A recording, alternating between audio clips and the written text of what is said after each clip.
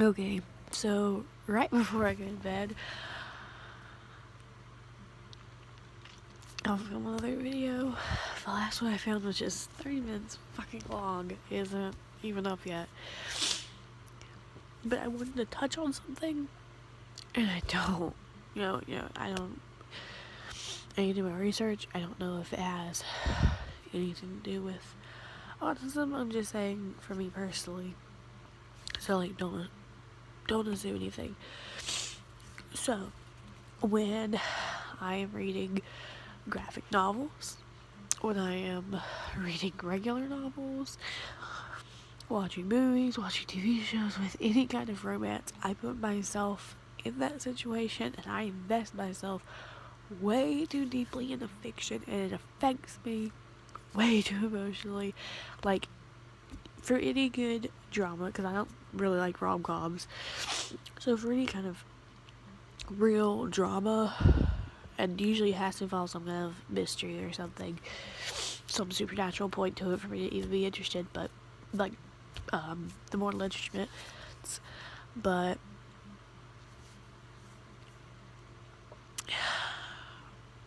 there is a point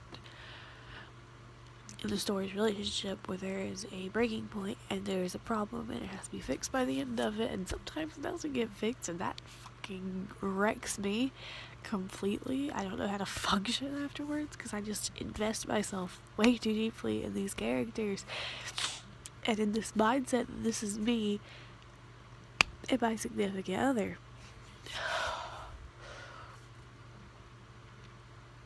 And I don't know why I do this. I literally invest myself way too far into fiction because I feel an empty part of my own life, if that makes any sense. Especially with like supernatural shit, because I believe in the supernatural and I believe in magic.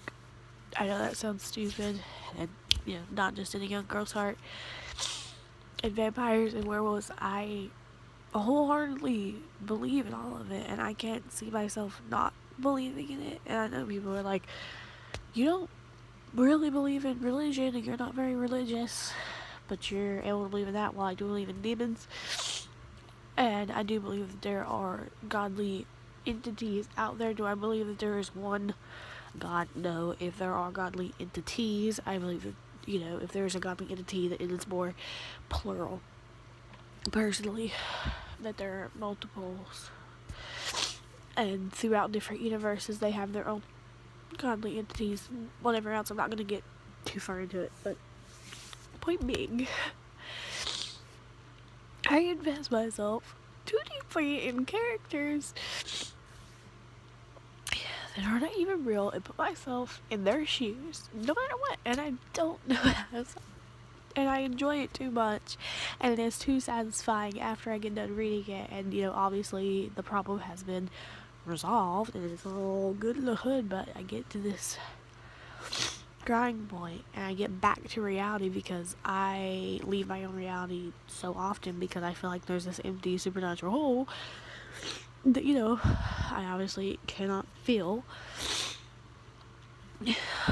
So I go in and out of reality all the time throughout my day, and I don't mean it in like a delusional sort of sense. It's just daydreaming constantly in and out of reality, and I get to these points at nighttime where I realize that none of that is real, and the only real thing I have is what it feels like my current relationship. I'm not, I'm gonna, and there's no problem. And not gonna divulge into that, and there's no problems with it. It's just I get really fucking emotional, even though I've had a great day playing pretend by myself and imaginary friends and what the fuck ever. I like, and you don't have to comment that I'm crazy. I was told it all my life, so there's no point in you commenting now. And as you can see, my eyes are very pink. I don't know if it's being drawn out by the blanket, but my eyes are very pink because I cried a lot because I brought myself back into reality. And, obviously, reality is never as good as fiction, except for, I think it's a Shakespeare quote that, or maybe, no, it's a Dr. Seuss quote. What the fuck am I on about? Where you're at your happiness when suddenly reality is better than your dreams. Something like that. Like, I just invest myself way too much in the things that aren't real, and I don't know how to live in reality for long periods of time unless I'm with my boyfriend. As weird as it sounds, I am almost never zoning out and dreaming of a different reality when I'm with him, surprisingly, which I never expected ever, because I've always zoned in that reality. I made out past relationships to be way happier than they were because I zoned in out of reality so much. I didn't even put my glasses in my glasses case. I took them off because I was crying.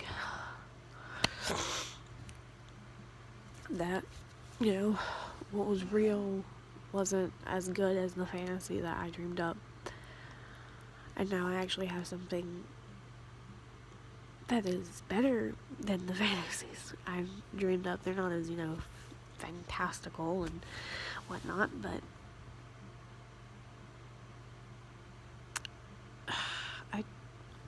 I don't know this, because I don't think I'll ever get to a point in my life where I won't constantly fantasize. And I only see him once a week, and it's for the entire day, so I have that one day solely set in reality for the most part. And it's obviously the best parts of my week, but it's the only real parts of my week. And honestly, I'm perfectly okay with living out of reality. It's just in these moments when I get done reading fiction, or I'm in the middle of the night trying to go to sleep and I'm just thinking. It's in these moments where it really hits me how much I'm not grounded in reality, with my head in the clouds. And I think to myself, I don't know if it's a bad thing. I don't think it's a bad thing. I mean, obviously other people would say it's a bad thing, for me, it's fine. It's the way I live my life. I enjoy it as long as, it doesn't last long. As long as I don't get in these sort of existential crises for super long periods of time, it's fine. It's just in these moments I am almost at my worst. I mean, it's obviously not my worst. It's not an autistic meltdown, and it's not, the point where I'm wanting to kill myself, but it's at the point where I'm thinking, wow, what would I do without this certain thing in my life? I don't think I could take it, because it's in my life, and I'm still, I don't think of death as like a bad thing. I think of maybe the death of itself being a scary thing, but maybe it's from years of romanticizing death, but I don't see it as the worst thing that could happen to me. And I mean, I believe in an afterlife. I don't believe in a heaven per se. I believe that there is an afterlife and some sort of different universe, and humans go to their own afterlife and whatnot and so forth, and I believe in ghosts and everything else, so whatever. Just, I don't know, I needed to ramble about this. I needed to get it out of my system, because this isn't something that you talk about with an old person, because they will so highly judge you, and which is part of the reason why I hate other people so much, is because they can't ever look at it from an outside perspective like I can. And I look at this from an outside perspective, and all I see is that I'm an idiot for a few things. Not for being in and out of reality, but an idiot for other things. I can look at myself from an outside personality, even when I'm crying, even when I am at my most emotional, unless I'm having a meltdown, because that's uncontrollable. I don't even know what I'm doing, and sometimes I don't even remember what I'm doing. That's another thing. But when I'm crying to myself about these sort of existential crises, I'm able to look at it from the outside and call myself an idiot, but I still can't stop crying. I know I burnt this particular finger a few months back, and the entire time while I was crying, burst out in tears, like screaming, crying, I was thinking to myself, shut up, you sound like an idiot. You know, like there's this conscious mind inside me that is constantly looking from the outside and constantly judging, and even sometimes they're like, well, that wasn't so bad, but, you know, I'm always able to, I don't know, is it really from the, maybe it's not really from the outside, I don't know, I don't fucking know. I just needed the waffle, I needed it. I mean, it would be super interesting to know if any other people were like this. I'm sure there's somebody out there. I'm not that much of a special snowflake.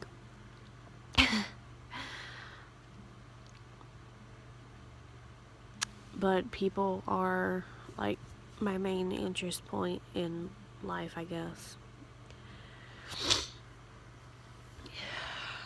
And I'm not really going to talk about that too much. Like, I don't like being social, but I like observing other humans. I'm very much a people watcher.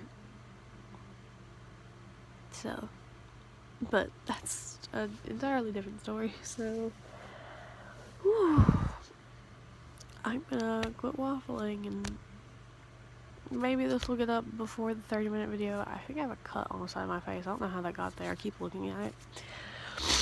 Maybe this will be up before the 30-minute video. I doubt it. I'll probably try and upload that after this, maybe. I don't know. Maybe this will be up 2 days from now.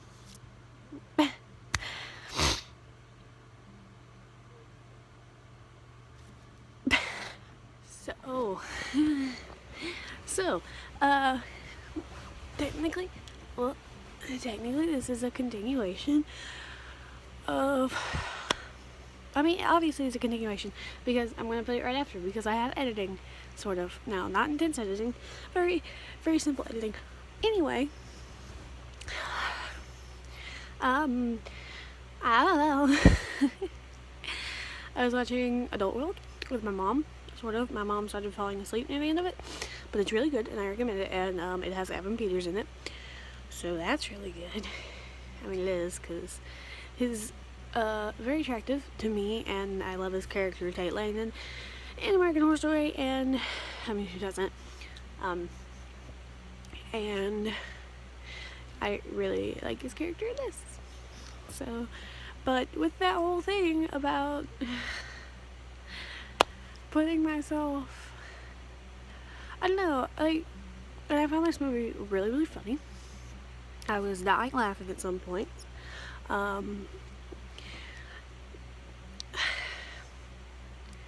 It is a really good movie, and I hate how much I have emotions with the character, because I put myself in their place, and when there is turmoil, I feel that turmoil, which, you know, I guess is supposed to happen, but it happens to me with movies where they're, like, so bad that it shouldn't happen, you know what I mean? This is not one of them. This movie is amazing. You should watch it. My shirt is being pulled down. So, yeah, I guess. I don't know. I feel so happy at the end of it. I am so satisfied with the ending of the movie.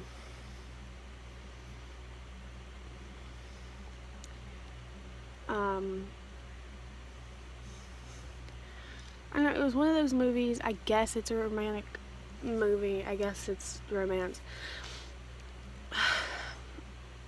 But it's more of a dark humor. You have to watch it, is the thing, and it's one of those things that I am supremely into for its type of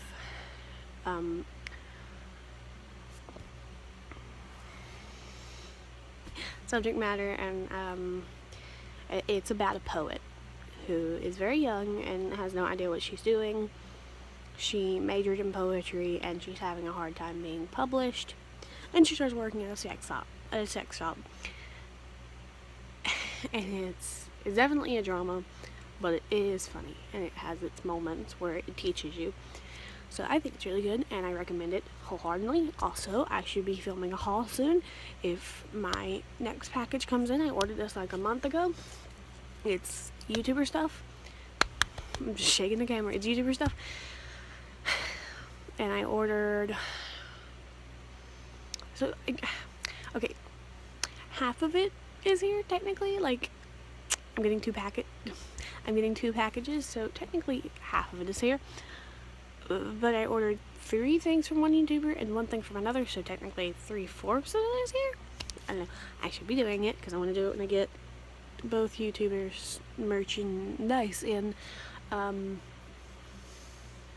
So yeah. I guess I don't know.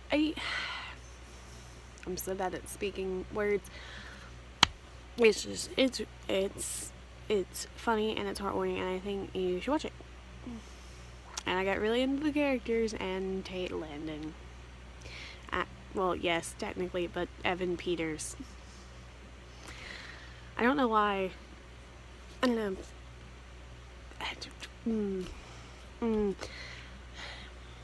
I think I have a therapy appointment tomorrow, and I think I'll talk about what I talked about in the last video, and a few other things. If I remember, I hope I remember.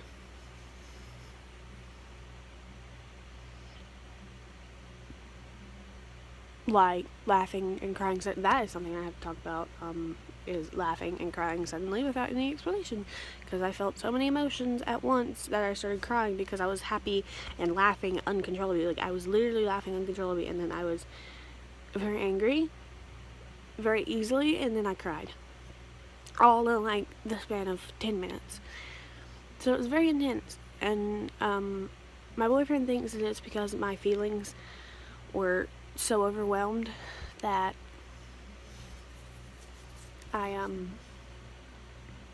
my brain couldn't handle it and I started crying, which is very true, but I also looked up to see if it was any kind of symptom for autism, and apparently I knew random crying was. I didn't know random laughing was. Laughing spells is also a thing, so there's that. But I need to know what I can do in a situation, which is very inappropriate for me to laugh so much, and to be able to just stop it, you know.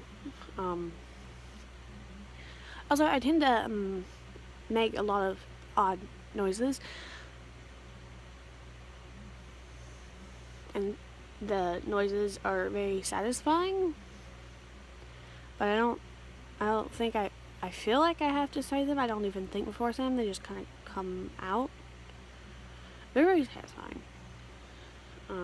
It's not something that I can stop because I don't even know it's gonna happen. I don't know. That's all, I guess. It's just a movie recommendation, I guess. I don't know. My hair looks so pretty. I think I'm kind of hyper. I'm not. Yeah.